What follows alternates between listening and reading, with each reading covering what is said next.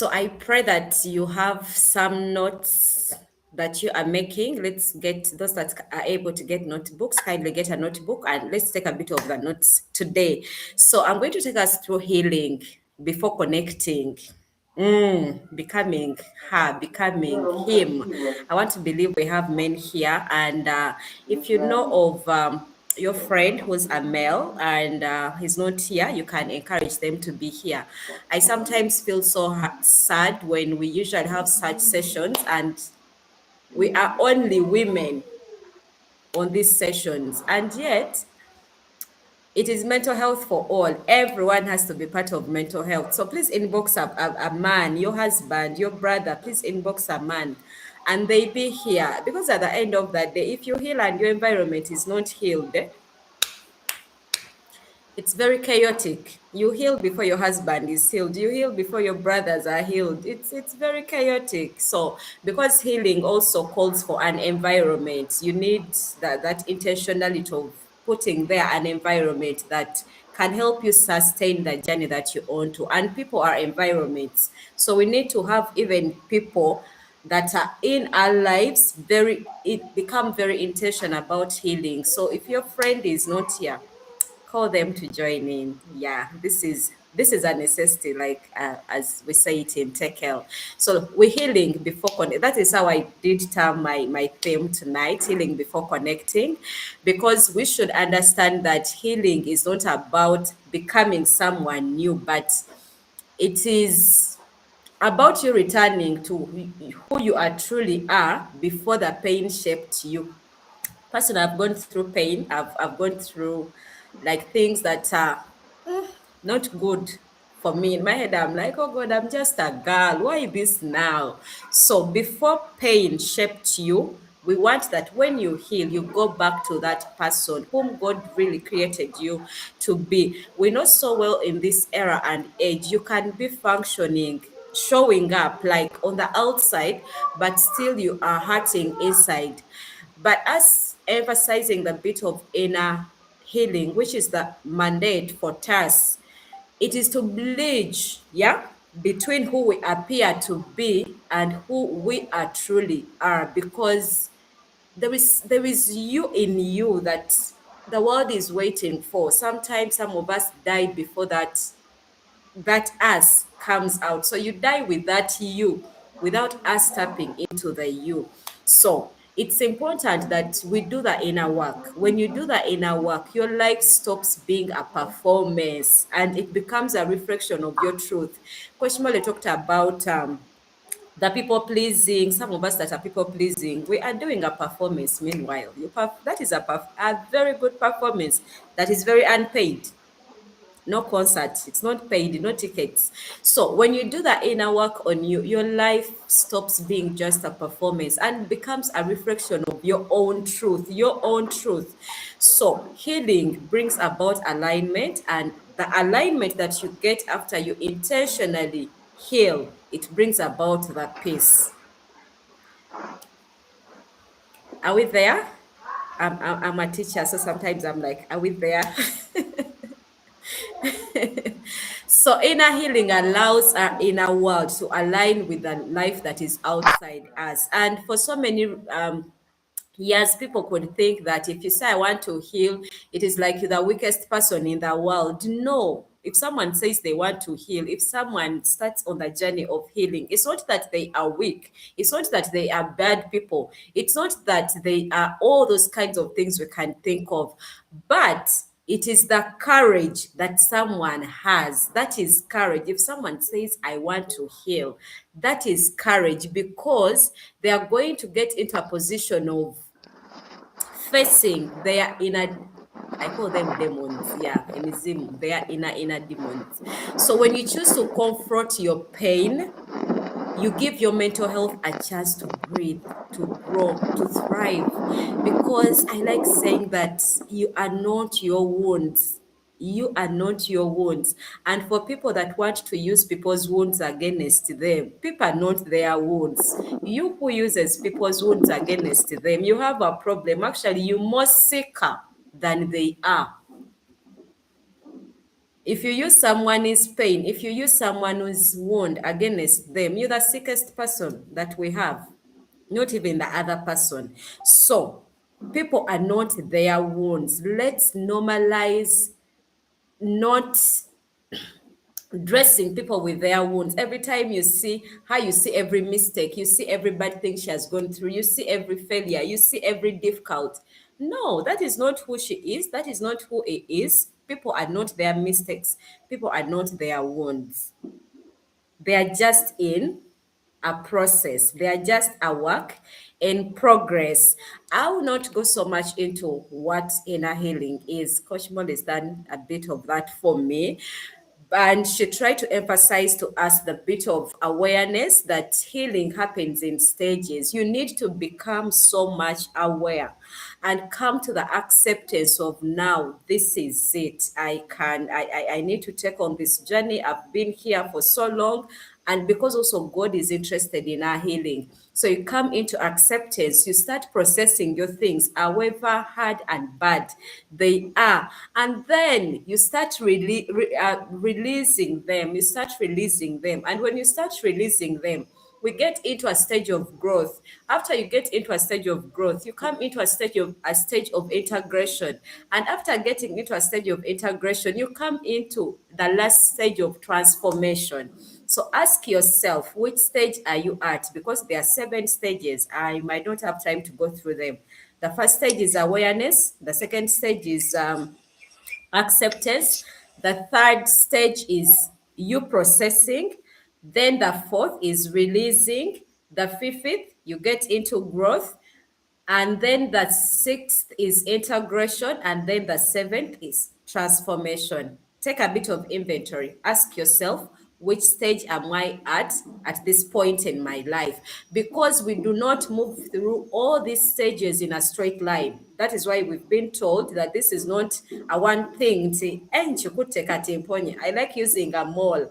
People who like going to malls, all those big shopping centers, and they buy things like, they know, I can do my hair here, I can do this here, then I get ice cream here, then after I go home, when I've done everything in one place. Healing is not like that. It's not a one-stop center. So it's not a straight line. It's not that now I have it, next month I'm good to go, I'm healed. No, because these stages I've mentioned about, we go through them on this path of healing, and chances are high you can be back and forth. You've started your processing stage, and then you bounce back and go back to the awareness. For example, you've been away from relationships, now you get into this relationship with this man or woman, and then you'll be like, I thought I'd healed, I thought I'd processed things, I thought I'd, before you know it, you hit back to the first stage of becoming aware that, hey, I didn't know that even this exists. I didn't know in Ndimkambwe. I didn't know that I have a bad attachment. I didn't. So you go back to the first stage. But it doesn't matter how many times you're going to bounce back and forth into stages. The goal, the important thing is to reach there. Whether in 1 year, 2 years, 3 months, 6 years, the important thing is to reach there, for you to reach into the transformation. Amen. So we don't go through these stages, like I said. That's it's a straight kind of line. So if we say inner healing, it's not about forgetting that the past really existed. No, the past is there, but it is transforming our relationship with that past. I'm not saying to fall in love with it, but I'm saying transforming the relationship we have with our past. Because these are two things here. There are people that so much fall in love with their past. Like, there's so much, like, you can be so much in love with your past relationships. So much in love. Chirona misana zikusula kumutwe. You can be so much in love with people that hurt you, with broken friendships, with the stages of your life that failed here and there. Like, you hold on to them. But also, somewhere in the Bible tells us there is a time Joshua and his men, when they went to war, and when they came back, they were beaten. Babakuba nyonyo nyonyo. Bwe baakomawo, The Bible tells us Joshua nafuna enyiike nafuna ennaku ne yeeyambula n'ayambala. Back then they could mourn a certain way. N'ayambala ezo engoye ezimooninga ne yeesiiga evvu, and then he had to put his face down. And the Bible tells us that God had to ask him, what is that you are doing? Biki ebyo by'okola? Why are you putting your face down like that? And God is telling him that is not, like, God was literally showing him that is not the solution. You don't have to mourn like that. And he tells him, just make sure you remove anything and everything around you that is devoted to destruction, that is making you fail to progress. So, some of us, what is failing us to heal, what is failing us to get into the transformation, the growth, the integration, is us being so much in love with our past. We're so devoted to the past that we forget there is a future. And yet, our obsession should be with the future, not literally with the past. Are we there? I should know in the comment section if we are there. So, okay. So, it's important to understand that healing is a core factor to each and every one of us. Oba oli mwana, oba oli musajja, oba oli billionaire, oba oli ani, healing has to happen for each one of us, because you can be functioning, like I said, like on the outside, you're showing up at work. Us that are into leading spaces, you are leading people here and there. You are serving us that serve in church. You lead people leading people that are into choir. You lead the choir every single Sunday, every now and then, every service. Us that like smiling, you are smiling all the time. Us that are very ambitious, you meeting your expectations like you hitting the targets like nothing. Yet internally, deep inside, you are carrying silent battles that you've never put your head around. So we should understand that pain doesn't always stop us from being productive. That is the other thing. Pain doesn't stop anyone. It has never stopped. Sometimes, for some people, pain doesn't stop them from functioning. Actually, it doesn't stop them from being productive. And actually, for some people, pain propels them into productivity. That's why we see nowadays, I like saying that we have a lot of women that are so much into those big positions, but yet they can confirm and tell you, I'm so broken, I'm so lonely, I'm so this and this. Just had a conversation with someone.